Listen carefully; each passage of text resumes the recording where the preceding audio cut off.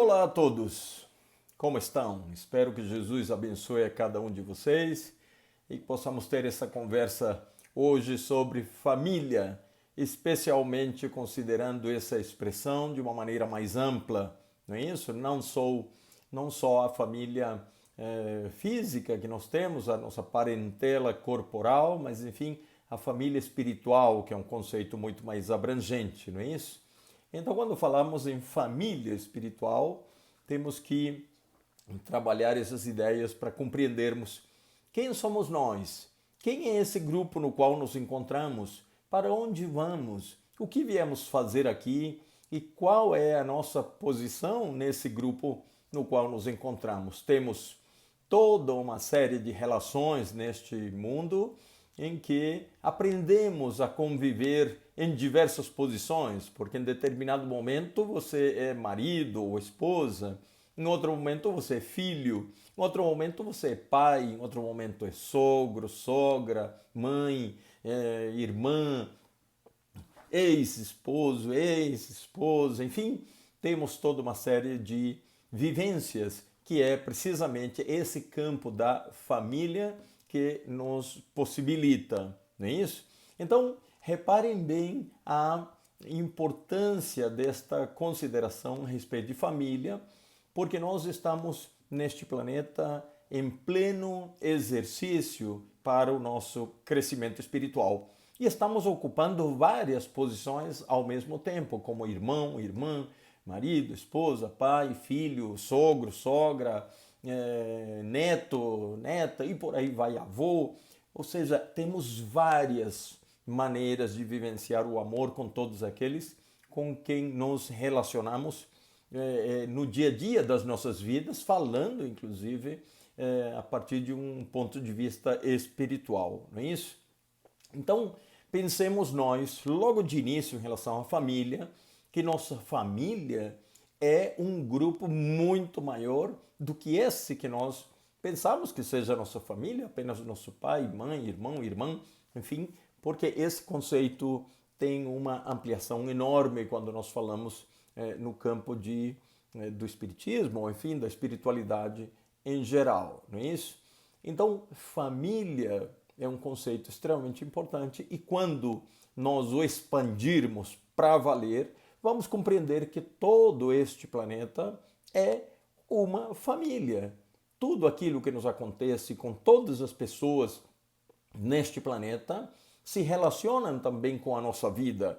Então, tudo aquilo que acontece do outro lado do planeta com determinado povo, enfim, com determinadas pessoas, está impactando vibratoriamente em cada um de nós, porque nós formamos esta família humana, não é isso? Vejam o que Jesus nos disse. Vejam o que Jesus nos disse sobre família espiritual em Mateus capítulo 12, versículos 46 a 50.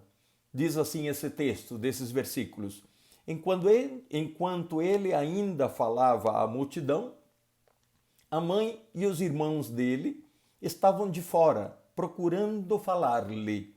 E alguém disse-lhe: Olha, tua mãe e teus irmãos estão lá fora e procuram falar-te. Mas ele respondeu ao que lhe falava: Quem é minha mãe e quem são meus irmãos?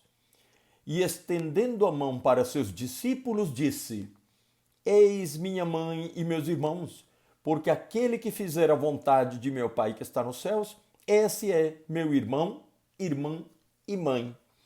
Esta consideração de Jesus, em verdade, não que ele não gostasse da mãe dele ou dos irmãos, ou que não soubessem quem eram tais pessoas, mas na verdade estava Jesus aí a nos indicar a importância desta expansão da nossa consciência para compreendermos que todos somos irmãos e que hoje quem é a tua mãe pode amanhã ser a tua filha, quem hoje é filho pode ter sido pai daquele que hoje é pai.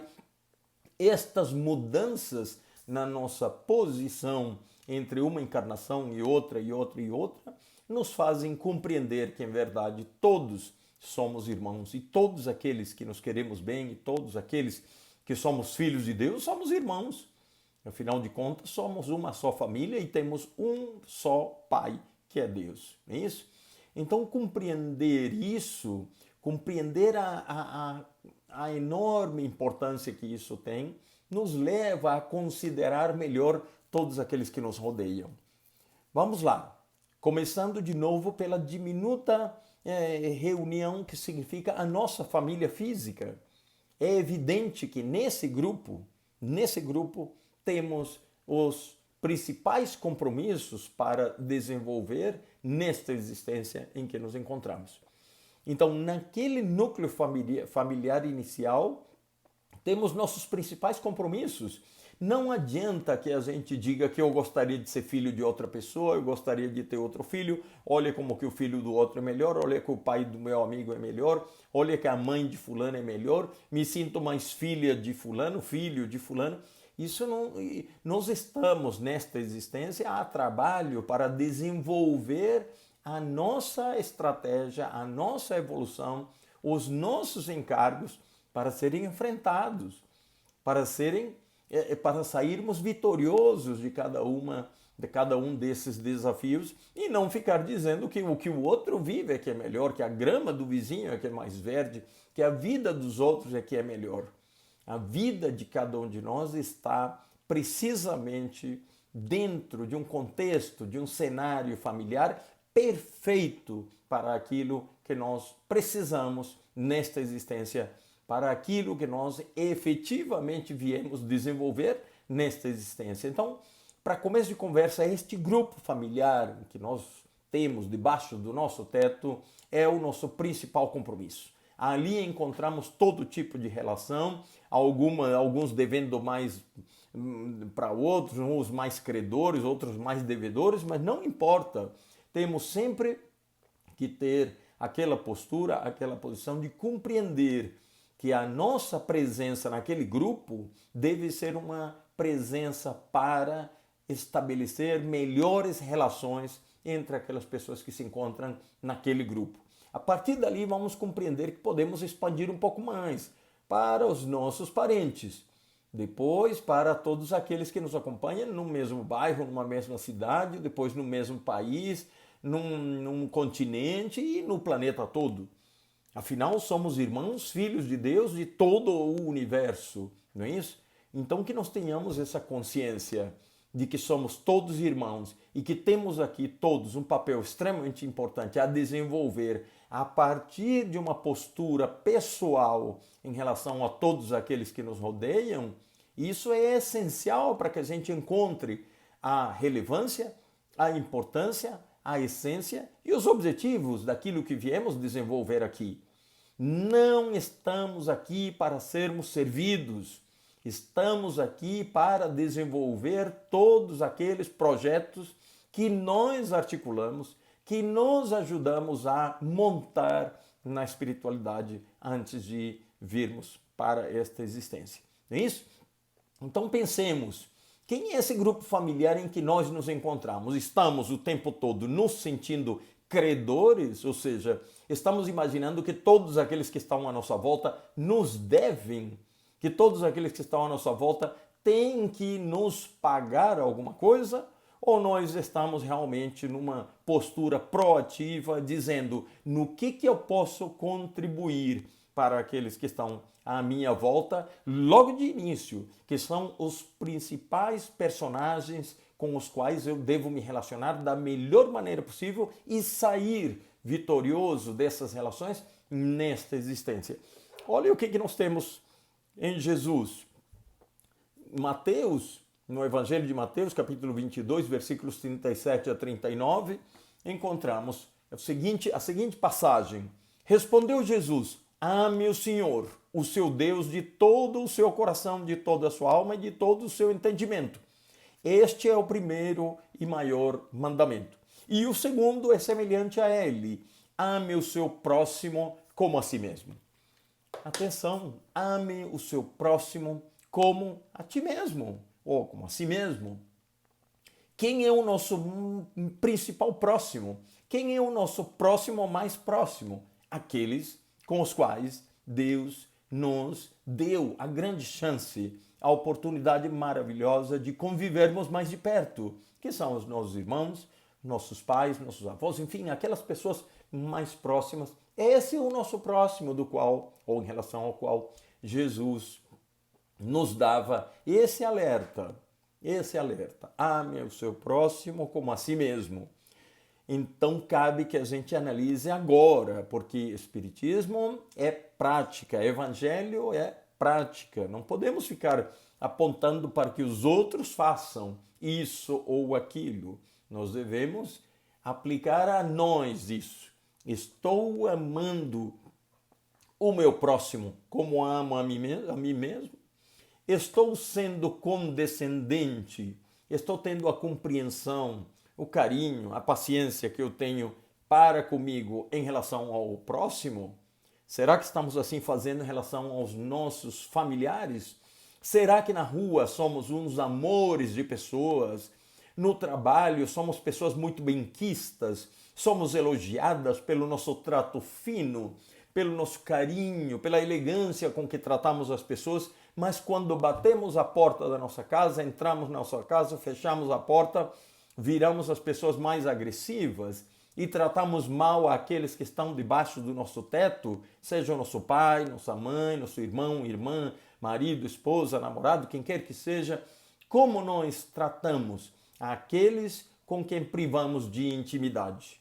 Será que somos essa mesma pessoa amorosa, elegante, cordial, de fino trato que temos lá na rua, lá no nosso trabalho?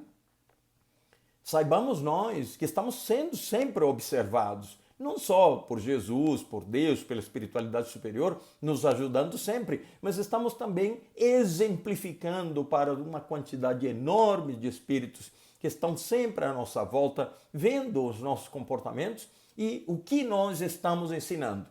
Estamos ensinando um exemplo de honestidade, de verdade, de comportamento igual lá quando estamos socialmente, enfim, em determinados compromissos sociais ou no nosso trabalho, e esse comportamento é o mesmo que temos dentro de casa? Será que nós estamos nos comportando dessa maneira?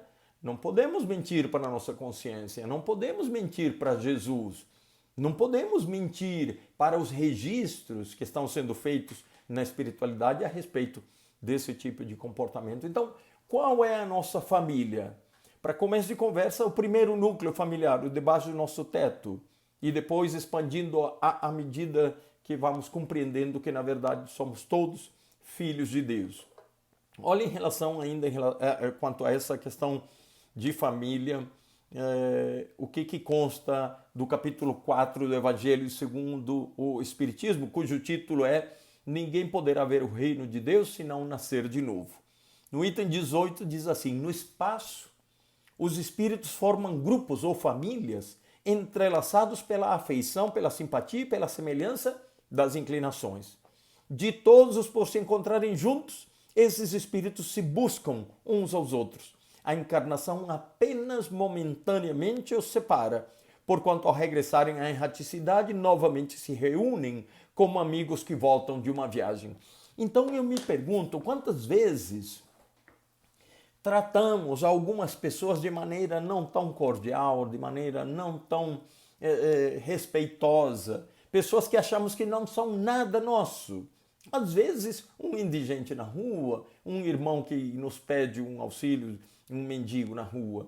Olha, se você não pode ajudar, apenas diga que você não pode ajudar. Mas não trate mal a uma pessoa dessa. E se amanhã descobrirmos que aquele a quem tratamos mal era um filho muito amado de uma outra existência? Quanta dor vamos experimentar naquele momento em que poderíamos ter ajudado com um pequeno auxílio, de qualquer ordem, pelo menos de tratarmos decentemente aquele que nos pede uma ajuda. Apenas diga, hoje não posso ajudar, mas não tratemos mal e nem olhemos mal, porque estaremos infringindo uma recomendação extremamente importante de Jesus, que era não julgar, que é a de não julgar. E eu acentuo isso dizendo de não condenar, porque muitos de nós, muitas vezes, condenamos aquilo que nada sabemos. Aquela pessoa que está em determinada situação, porque a pessoa está bêbada, eu já sei toda a história. é um bêbado, é um viciado, é um preguiçoso, não quer trabalhar. Quem somos nós para julgarmos a situação de alguém, qualquer que seja a situação, se nós não conhecemos, não podemos julgar? Será que nós estamos sendo levados de roldão pelo que aparece na televisão, pelo que aparece na rádio? Estamos pensando o que todo mundo pensa, sem nenhuma responsabilidade? Tudo aquilo que nós pensamos e lançamos como energias para o mundo é de nossa responsabilidade. Então, quando tem essas famosas caçadas a irmãos nossos que se mostram como delinquentes neste planeta, tenhamos um pouco de comiseração e pensemos o que terá levado aquela pessoa a agir dessa maneira. O que terá levado? Você sabe? Eu sei? Não. Não. A recomendação de Jesus não dizia, não julgue, mas quando a televisão te esclarecer, você pode julgar. Jesus não disse isso. Jesus não disse absolutamente nada disso. Jesus nos disse, não julgueis. E eu ainda acentuo, como eu disse, não condeneis. Porque nós não sabemos nada nem da nossa própria vida, que dirá da vida dos outros, para nos arvorarmos em juízes e sentenciarmos irmãos nossos que estão numa luta árdua ainda no seu caminho evolutivo e nós nada disso sabemos. Vivemos a julgar, isso é muito ruim contra nós, porque lembra? Pela mesma vara que medirdes, sereis medidos. Amanhã nós estaremos cometendo talvez alguns equívocos, como aqueles que julgamos em determinado momento, e aí vamos querer posar de inocentes, e não seremos inocentes. Não é isso? Numa circunstância dessas, porque nós já lançamos a forma como deveremos ser julgados. Voltando à questão da família, então, compreendendo que esse núcleo no qual Deus, na sua infinita bondade, nos permitiu renascer, nesse núcleo em que nós nos encontramos, nós devemos sair vitoriosos, porque é a primeira tarefa. Esse primeiro encontro, esse vínculo tão próximo com os nossos irmãos e nossos pais, é o nosso principal compromisso. E a partir daí, vamos desenvolvendo com todos aqueles que nos encontrarmos. Não é isso? E agradeçamos por tudo e aprendamos que aquela mãe que nos tratou com certa dureza estava procurando endireitar alguns comportamentos e algumas tendências nossas que não seriam tão boas para nós. Ah, mas nossa mãe passou do ponto. Vamos aprender também a não julgar essa nossa mãe, esse nosso pai, assim nos tratou, porque era isso que ele poderia nos oferecer. Era isso que ele poderia veicular. Era isso que poderia nos oferecer e nós não somos inocentes. Não somos vítimas. Deus sabe o que faz e Deus sabe por que nos colocou na companhia de tais pessoas. Aprendamos a amar também a essas pessoas dessa maneira. Foi para isso que vivemos em família, viemos a viver esta existência nessa família. Nós não somos inocentes. Temos também a nossa responsabilidade para nascermos nesse grupo familiar com essa qualidade de pessoas. Então vamos fazer a nossa parte. Seja de crescer a partir de situações muito adversas, seja de compreender as diferenças, seja o que for. Mas nós estamos nesse quadro exatamente porque é nesse quadro ou a partir desse quadro que vamos desenvolver todas as nossas melhores habilidades durante esta encarnação. Continuando aqui a respeito dessa questão de família, olha o que Aulus, aquele orientador que aparece nos livros do André Luiz, num livro chamado Nos Domínios da Mediunidade, lá bem no finzinho do livro, nesse livro escrito pelo espírito André Luiz, pela mediunidade de Chico Xavier, o espírito Aulus diz assim, uma frase: a família física pode ser comparada a uma reunião de serviço. Reunião de serviço. A família física pode ser comparada a uma reunião de serviço espiritual no espaço e no tempo, cinzelando corações para a imortalidade. Olha que beleza Que maravilha, uma frase dessa já nos esclarece todas as situações que uma família vive. Todas essas situações que uma família vive está cinzelando, cinzel, aquilo que o escultor utiliza para chegar a uma obra, à perfeição de uma obra de arte, cinzelando nossos corações.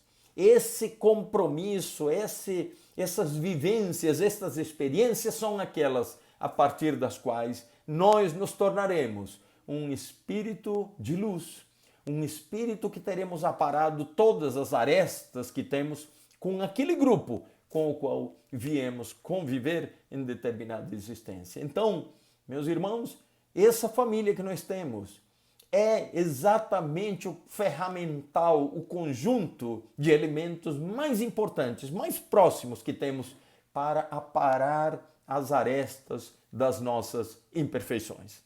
Agradeçamos, pois, por esse grupo familiar que temos. Agradeçamos, pois. No meu caso, por exemplo, eu vivi diretamente ligado à minha família até os 18 anos. Uma coisa interessante, eu sou colombiano de nascença. Aos 18 anos, eu em seguida parto para fazer, nem sequer suspeitava disso, mas para fazer uma mudança radical em minha vida e nunca mais voltar a viver com aquela família. Ou seja, estive lá na Colômbia durante 18 anos, passando por um estágio, uma vivência extremamente importante, com uma afinidade maravilhosa com meu pai, com uma dificuldade enorme com a minha mãe, mas eu compreendi depois da importância enorme do trato da minha mãe, extremamente firme, duro comigo, mas era porque ela, com esse espírito de mãe, sabia que seu filho, aos 18 anos, ia viver em outro país para nunca mais voltar. Olha que importância! Quantas vezes reclamamos de inúmeras situações que vivemos na nossa vida e, na verdade, é uma preparação espiritual para que depois, eu hoje que tenho 40 anos de vida aqui nesse maravilhoso país que me acolheu, que é o Brasil, agradeço imensamente aquele trato que eu tive com a minha mãe, porque era exatamente uma preparação para que aos 18 anos, extremamente jovem, quem que é alguma coisa aos 18 anos, ou seja, você é muito jovem aos 18 anos, saio da minha casa para nunca mais voltar a sequer viver no meu país. Então, todas as situações que nos acontecem têm uma extrema relevância em nossas vidas. O que devemos ter é a paciência, a compreensão, a amplitude de visão, porque lá na frente tudo fará sentido, tudo terá uma razão, tudo terá um fundamento e será sempre para o nosso crescimento. Parte de nós a responsabilidade, deve partir de nós a responsabilidade de termos essa consciência e essa paciência de que nada é por acaso, nada nos acontece por acaso, não é isso? No capítulo 14 também do Evangelho segundo o Espiritismo, há uma frase que diz assim: não são os da consanguinidade os verdadeiros laços de família, e sim os da simpatia e da comunhão de ideias, os quais prendem os espíritos antes, durante e depois das encarnações. Uma vida com um grupo familiar não significa que será a eternidade ou toda a imortalidade com esse grupo.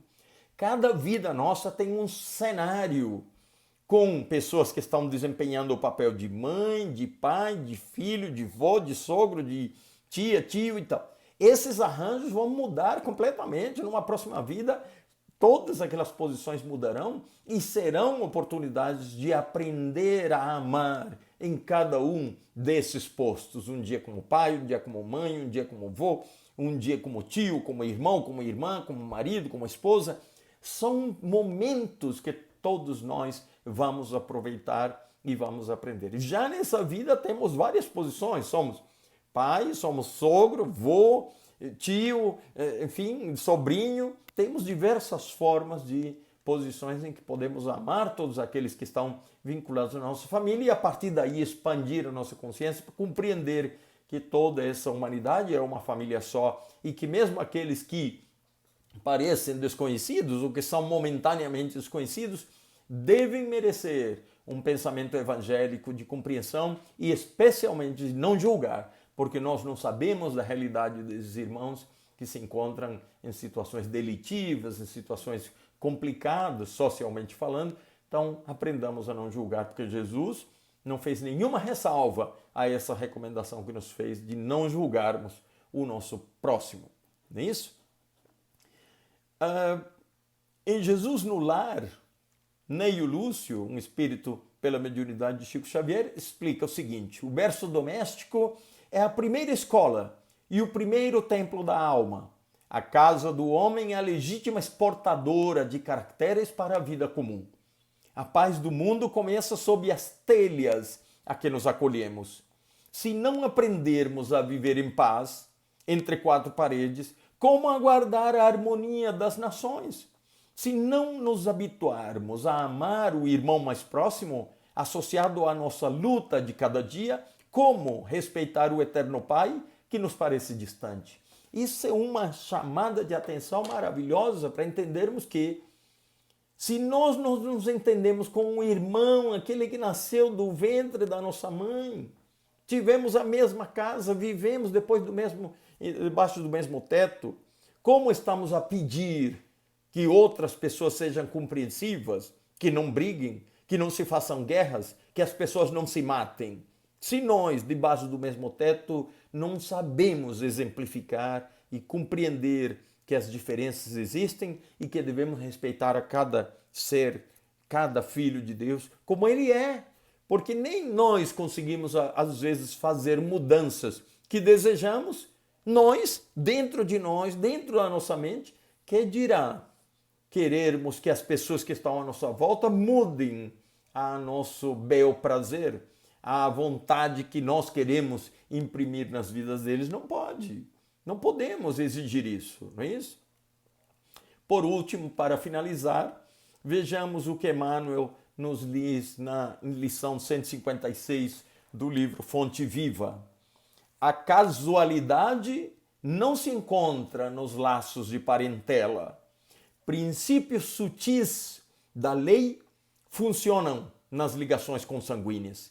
Impelidos pelas causas do passado a reunir-nos no presente, é indispensável pagar com alegria os débitos que nos emanam a alguns corações, a fim de que venhamos a solver nossas dívidas para com a humanidade.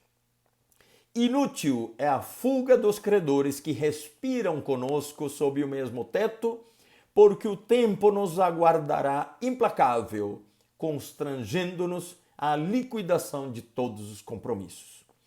Sem dúvida, a equipe familiar no mundo nem sempre é um jardim de flores, por vezes é um espinheiro de preocupações e de angústias, reclamando-nos sacrifício.